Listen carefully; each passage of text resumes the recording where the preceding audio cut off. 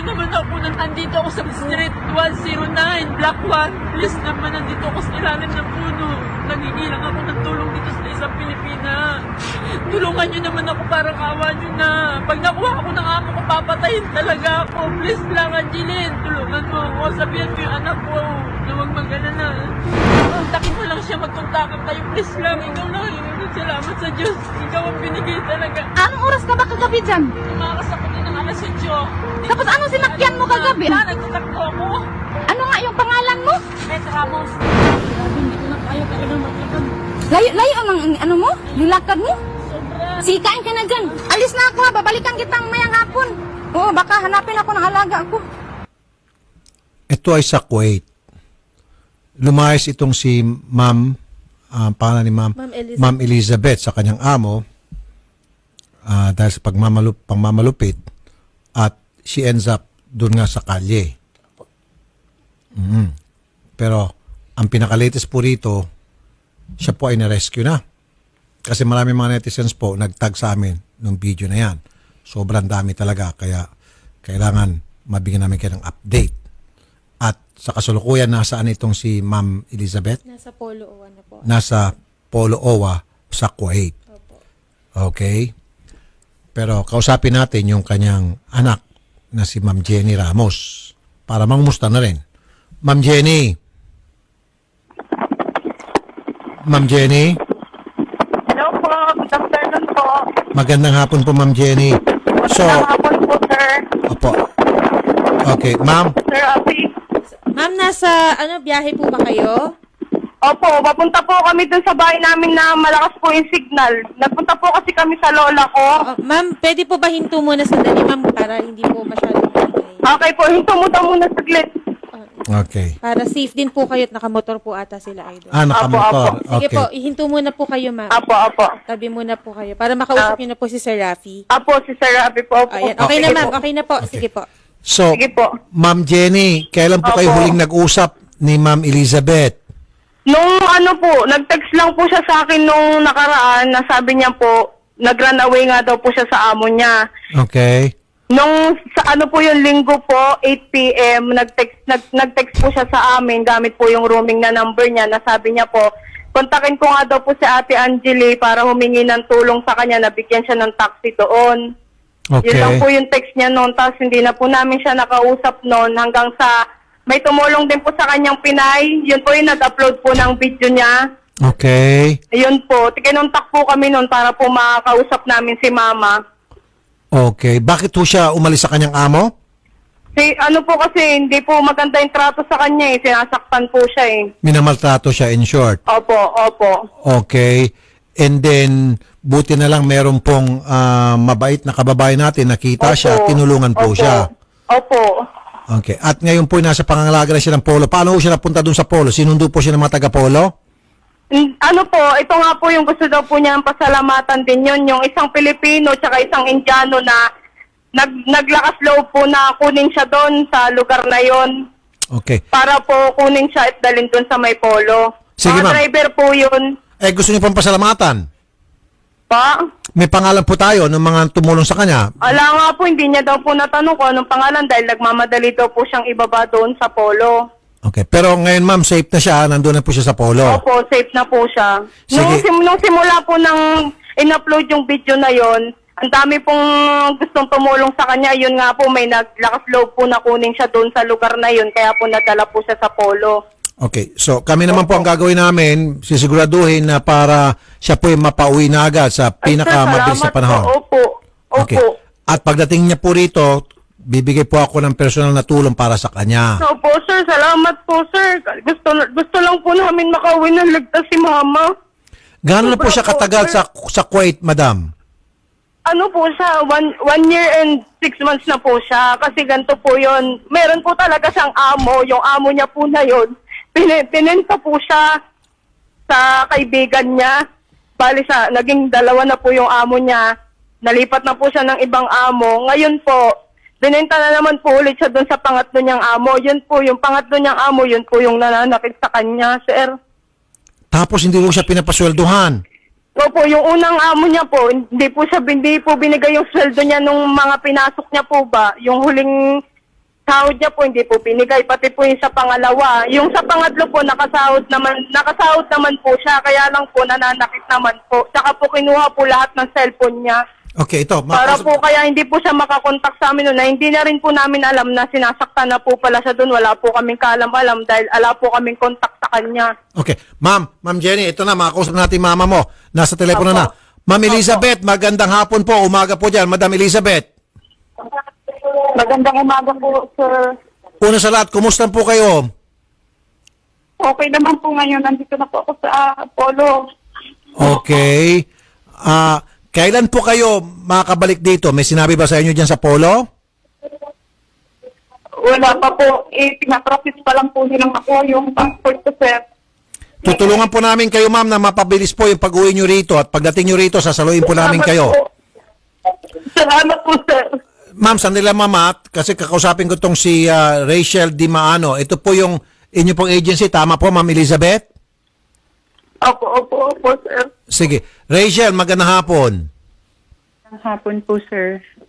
Hindi niyo man lang namomonitor po yung inyong worker na 3 beses na pala palipat-lipat binibenta ng kanyang mga amo?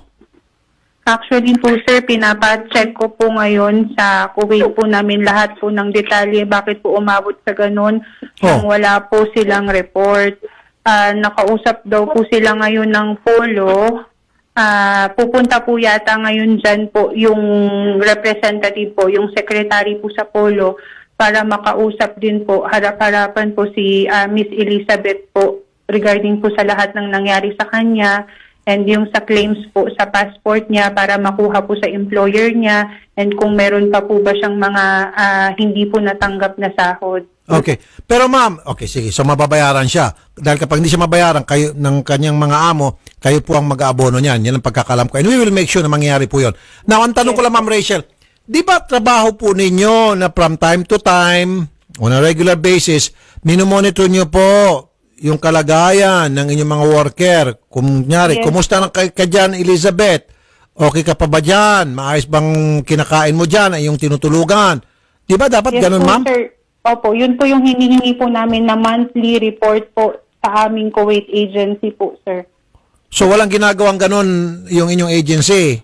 Nanghihingi po ako ngayon, sir, ng lahat po ng report na galing po sa kanila. Kasi every month po, sir, nire-require po talaga namin yan, sir, para makapag-submit po kami sa OWA. For 1.5 years, hindi nyo man lang napuna na, teka muna, walang bumabalik sa amin na report mula sa counterpart doon sa Kuwait. Actually, sir, pinapacheck ko na po lahat talaga ng pwede po na maisubmit sa akin ng na-report. Kasi ngayon lang po kay sa staff niyo po, si Ma'am Rose po, naka-receive po ako na ganun nga daw po, nag-viral na po. Nung tinawagan ko po si Kuwait, ang sabi po nila sa akin ay i-check daw po nila. So ngayon lang din po nila nalaman yung regarding nga daw po sa ganyan. Sabi ko, ma'am, wala po ba kayong report? Kailangan po nating makapag-submit para ma-check po natin yan. Pero ma'am, alam mo ba, okay, I like you talking to you. Okay kang kausap, madam. Opo. Okay.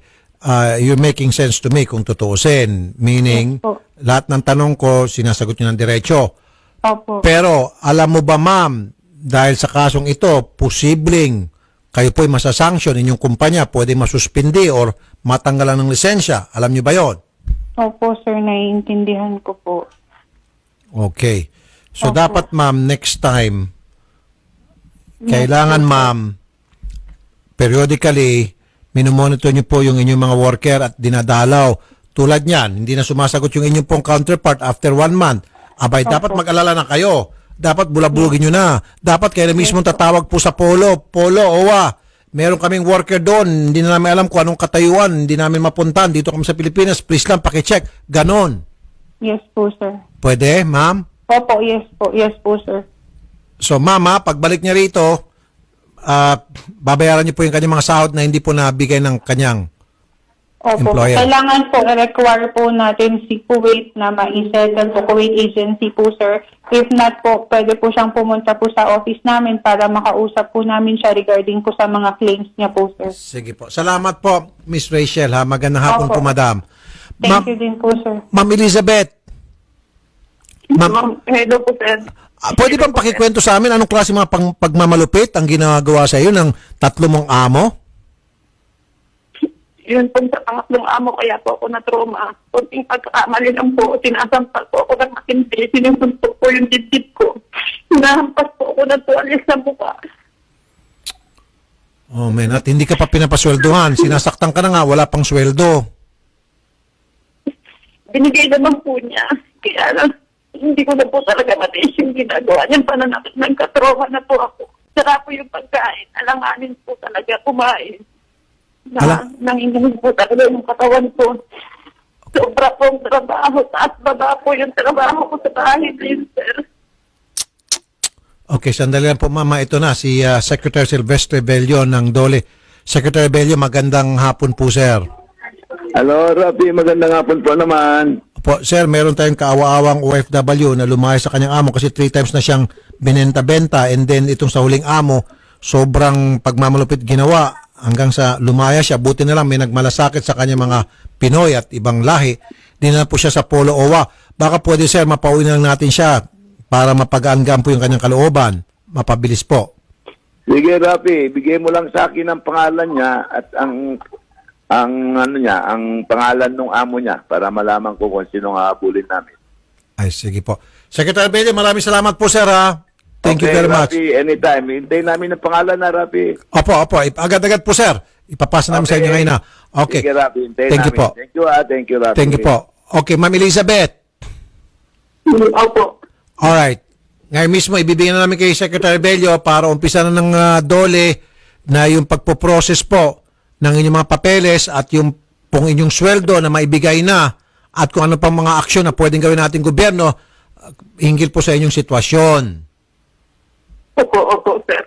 At pagdating niyo po rito, ma'am, sisiguraduhin ko sa inyo, hindi niyo na kailangang bumalik pa ng abroad para hindi mo na madanas yung ganung klase Salamat po, sir. sitwasyon. Maraming salamat po. Bigyan kita ng bagong pamumuhay. Salamat sa inyo, sir. Maraming salamat, sir. Ilan po yung anak niyo, ma'am? 4 po.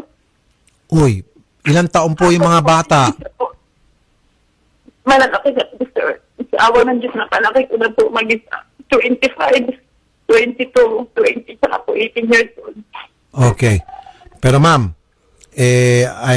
I'm sure na nakaka-trauma po itong nangyari sa inyo. Kaya sabi kanina, Hanggang ngayon po nanginginig pa po yung katawan ko. Pinapa-relax nga po ako ma'am dito. ilang araw po kayo doon sa kalye, yung nasa video? Isang araw po. Doon kayo natulog? Buong gabi po, hindi po ako natulog. Buong gabi hanggang magapon. Hindi po ako natulog sa sobrang takot, sir. Na baka makuha nila ako. Kasi binabantaan nila ako. Papatay pa po. Paano po kayo nakaalis sa bahay ng inyong pong amo, ma'am? Nilakasan ko po yung room ko, sir. Wala akong tutulong sa akin kundi yung sarili ko. Nilakasan ko po yung room ko. Dasal po ng dasal sa Panginoon, sir. Okay. Tapos nung nakaalis na po kayo, yan pong kinaroroonan nyo yung sa video, may mga puno. Saan po banda yan? Punetes po. Lakad po yung ginawa ko. Sobrang layo po, sir. Lakad takbo ang ginawa ko. Lakad takbo. Opo, wag lang po nila ako maabutan, sir. Alam ko, papatay nila ako pag naabutan ako. Gumawa pa ako ng paraan kahit hirap na hirap ako. Ngayon po, sobrang sakit na katawan ko, sir. Sana hindi ko na maipilo yung mga braso ko sa sobrang sakit. Buti naman may nakikita sa inyo ang kababayan natin. Paano kayo naispatan ng kababayan natin na tumulong po sa inyo, ma'am? Nagdasal po ako Panginoon. Nagdasal ako sa Panginoon na sana may isang anghel na mapuntan doon sa lugar na yun. Basta yun. Basta yun talaga. Nagpapasalamat ako ng marami sa kanya. Hindi ko man siya kilala. Pangalan lang po ang kilala ko. Anong pangalan niya po, ma'am? Baka mapanood niya ito. Pasalamatan po ninyo. Lorena po. Lorena lang ang alam ko pangalan. Lorena. Po, maraming salamat sa iyo, Lorena. Kung hindi dahil sa iyo, hindi magbabayar ang video na yan. Maraming salamat talaga. Tsaka po dun sa dalawang sa akin na nakapanood ng video ko. Nagpapasalamat din po ako sa kanila. Meron pong dalawang taxi driver na nakapanood. Opo, kaya po na-rescue ako dun sa puno. Oh, buti ma'am, walang pulis na nakapanood at pinuntahan kayo, tinuli at kinulong at binalik sa amo. Kasi may mga ganun eh. Hindi po. Nung pong gabi, naharang po ako ng dalawang sasakyan ng pulis. Nagmakaawa lang po ako. Nagmakaawa lang po ako. Ay, nahuli po kayo nung gabing yon. Opo, nagkaingi nga po ako sa pantalon ko sa sobrang sapot. Hindi ko po alam yung gagawin ko. Para na po mamamatay nung gabi na yon. Dasal lang po talaga ang tinapitan ko para po makaalis sa lugar na yan. Paano niyo po pinakiusapan yung dalawang pulis na nagharang sa inyo nung gabing yon at pinakawalan din kayo? Paano po? Hinanap po kasi kung meron akong cellphone. Sabi ko wala. Kinuha lahat ng amo ko yung tatlong cellphone ko. Meron man ako dito yung cherry mobile na binili ng anak kong dito. Yun po yung nakalagay yung Rubin ko. Okay. Nung wala po silang makita, nagmataawa ko sa kanila. Sobrang mataawa ko sa kanila. Yun po pinakawalan ako. Naawa po sila, yung dalawang pulis. Naawa po sila sa akin. Pinakiusapan ko sila kung dadalhin niyo ako sa amo ko. Please, dalhin niyo na lang ako sa polis. Huwag niyo sa kanya. Naawa po sila. Binigyan nila ako ng tubig. Binigyan kayo ng tubig. Pinalis na po nila ako. Nagpapasalamat din po ako sa mga pulis na kuwaitin din kahit pa paano hindi nila ako ginawa. Oh, kasi pwede si Ma'am ibalik sa amo niya or ikulong. So in this case, sabi mo, ikulong mo na lang ako, ninyo ako, wag niyo na ako ibalik sa amo. Oh, yun po yung sinabi ko, sir. Tapos numaawa, binigyan mo kayo ng tubig. Opo. Tapos pag pinatakbo na ako, kahit pinatnahirap na ako, tumakbo pa rin ako ng durok-bo hanggang sa mapunta na ako sa lugar na yun, sir. Okay. Ibig sabihin, ma'am, ginagabayan pa rin kayo talaga ng ating Panginoon. Dasal lang po talaga, sir. Yun lang po kinakitan ko. Ibig sabihin, ma'am, malakas kayo sa taas. Dahil kung hindi, doon pala sa mga pulis na yon, nadali na ho kayo. Naibalik na kayo sa inyong amot, bugbog sarado na po kayo ngayon, or nasa kulungan kayo. Hindi lang po bugbog. Hindi ko alam kung buhay pa ako ngayon. Anong mga lahi po nitong mga amo ninyo, madam? Kuwaiti po, sir. Nako. Ito, God is good. To God be the glory. Maka-video call. Pwede ho namin kayo maka-video call, madam? Sige. I-video call natin si Ma'am Elizabeth para makita siya ng anak niyang si Ma'am Jenny at ng mga kababayan natin para makita na okay na siya kasi marami nag-aalala. Ma'am, ang dami po ng mga nagtag sa amin ng video ninyo at sabing kailangan tulungan kayo. Ito po, magandang balita to para sa lahat ng mga nagtag na okay na si Madam Elizabeth at nasa polo na OWA. Sige, nasaan na, Odette? Ma'am Jenny? Ma'am Jenny? Opo. Okay na po yung si mama ninyo at kausap po na yung Dole at tutulong na si Secretary Bello mismo. Maasahan mo siguro in less than a week nandito na sa Pilipinas. Pagdating niya rito, tutulungan ko po siya na para hindi niya na kailangang bumalik pa ng ibang bansa muli. Opo, sir. Salamat po. May mensahe po kayo sa mama nyo. Gusto mo kausapin mo mama mo. Ma'am Elizabeth, kakausapin kayo ni Jenny. Go ahead po. Mag-usap kayong dalawa. Hello. Ma. Hello na. Hello, ma. Mag-ingat ka dyan, ma. Miss na miss ka na namin. Sana makauwi ka na. Maraming salamat sa inyo na. Sobra na yung pag-aalala namin sa iyo, ma. Mahal na mahal ka namin. Tinulungan na tayo ni Sir Happy. Makakauwi ka na yan dito.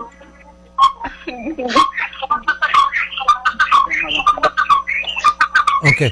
Andiyan na ba? Pwede na kita makita na? Okay. Maka-video call natin si Ma'am Elizabeth. Okay. Nasaan si Ma'am Elizabeth? Para makita rin ng ating mga kababayan. Ayan na. Na okay na siya. Okay. Nasa Polo OWA na siya. Okay. Salamat po sa inyo. Ayan. Ma'am, ano pong mensahe nyo sa lahat ng mga kababayan natin na nag-aalala sa inyo ng labis-labis at ang daming mga nagtag sa amin, sobrang pag-aalala nila sa iyong kalagayan. Ano pong mensahe nyo sa kanila, ma'am? Go ahead, magmensahe po kayo. Sa mga may magandang loob na nagtangka pa rin na pumunta dun sa lugar na yon, na nag-message sa anak ko na tumatawag. okay na po ako. Nandito na po ako sa polo. Wag na po kayong mag-alala. At maraming salamat po kay Miss Lorena na siya yung kauna-unahan na tumulong sa akin. Doon sa 2 taxi, isang Indian at isang Pinoy. Maraming salamat sa inyo. Tapos puso salamat ko sa inyo. Kundi dahil sa inyo, hindi ako makakarating dito. At sana po, na sobrang alala na nakausap si Mr. Rapi Tulfo. Anak, mahal na mahal kita. Mayamang Diyos makakauwi ako. Sa tulong ni Mr. Rapi Tulfo, maraming salamat sa inyo lahat. Kapit lang talaga sa Panginoon. Pag tayo bibigyan, yun lang po. Salamat sa inyo lahat. Ma'am, 1 week, andito na po kayo sa Pilipinas, sisiguraduhin ko po. Nandiyan po yung si Secretary Bello mismo, nakausap natin, at pati yung OWA pa. 1 week, andito na po kayo, ma'am. Huwag na kayong umiyak. Importante, kayo po'y safe na at makakarating kayo rito ng safe, at pagdating dito, hindi nyo na kailangang bumalik pa ng Kuwait, promise. Okay? Okay po. Salamat po sa inyo, sir. Ingat po kayo palagi, ma'am. Okay, Ma'am Jenny. Po, sir. Okay, last word para kay mama mo. Mama, sana ipangako mo sa amin, hindi ka na ulit aalis. Okay naman tayo dito eh. Kahit wala tayong pagkain, basta sama-sama lang tayo kahit maghirap tayo. Huwag ka na ulit aalis dahil hindi namin kaya. Kung makita kang ganyan, sinasaktan ka ng ibang tao, hindi mo yan deserve. Napakabait mo na tao para mangyari sa'yo yan, ma. Mahal na mahal ka namin. Sana makauwi ka na para makasama ka namin sa darating na posto. Hindi na lang promise. Hindi na Mahal na mahal ka namin, ma. Hindi na po. Salamat po, sir. Okay, sige po. Ma'am Jenny, huwag Salamat kayong po, mag-alala. sir. 1 week, Ma'am Jenny, andito na po siya, okay? Oh, salamat po sa tulong niyo, sir. Wala nga naman po, madam. Magandang Makaabot hapon po po. sa inyo. Opo, ma'am. Makaabot po sa inyo yung video ng ma'am po. Salamat po. Maraming salamat po, sir. Wala nga naman po, Ma'am Jenny. Ingat po kayo, Ma'am Jenny. God bless po. Opo, sir. Okay. Salamat po. Ma'am Elizabeth, see you soon dito sa Pilipinas. Okay, ma'am? Maraming salamat po, sir. Ingat po kayo dyan, ma'am. Ma'am, nakalimutan niyo pasalamatan yung Panginoon. Alam ko, siyempre, dami kayo iniisip, pero pasalamatan niyo po yung Panginoon. Opo. Maraming salamat po sa Panginoon. Always po. Always po, sir. Sir, pakibanggit nga rin po kay mama si Ate Angeli. Yung tumulong din po sa kanya na isang Pilipina. Baka nakalimutan niya po. Oh, ma'am, pakibanggit daw si Ma'am Angeli. Miss Angeli, Day. Okay na, nabanggit niya na sa Ate Lorena. Thank you so much sa iyo. Hindi kita makalimutan, Day. So, thank you talaga. Ayun. Sige, ma'am, basta 1 week, andito na po kayo. I-update natin yung mga netizen natin, okay? Ingat po kay Madam Jenny. At kayo Opo, pong Ma'am sir, Elizabeth. Maraming salamat po. Walang anuman.